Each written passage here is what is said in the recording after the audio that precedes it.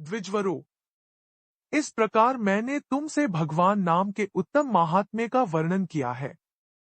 अब तुम भस्म का महात्म्य सुनो, जो समस्त पावन वस्तुओं को भी पावन करने वाला है। महर्षियों, भस्म संपूर्ण मंगलों को देने वाला तथा उत्तम है।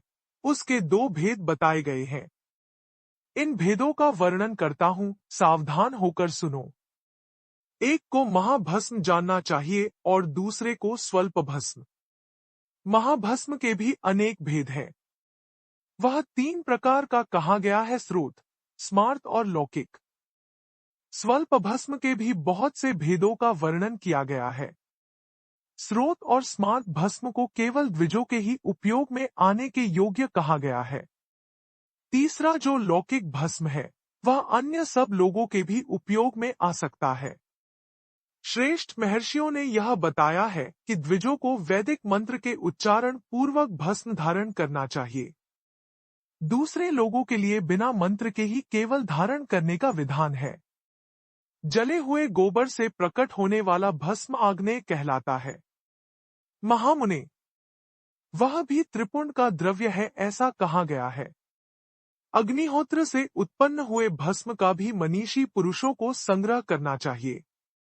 अन्य यज्ञ से प्रकट हुआ भस्म भी त्रिपुंड के काम में आ सकता है।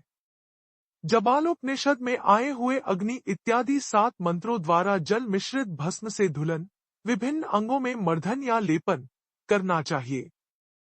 महर्षि जाबाली ने सभी वर्ण और आश्रमों के लिए मंत्र से या बिना मंत्र के भी आदर पूर्वक भस्म त्रिपुंड लगाने की आवश्यकता बताई है। समस्त अंगों में सजल भस्म को मलना अथवा विभिन्न अंगों में तिरछा त्रिपुंड लगाना, इन कार्यों को मोक्षार्थी पुरुष प्रमाद से भी न छोड़े, ऐसा श्रुति का आदेश है। भगवान शिव और विष्णु ने भी तिर्यक त्रिपुंड धारण किया है। अन्य देवियों सहित भगवती उमा और लक्ष्मी देवी ने भी वाणी द्वारा इसकी प्रशंसा की है।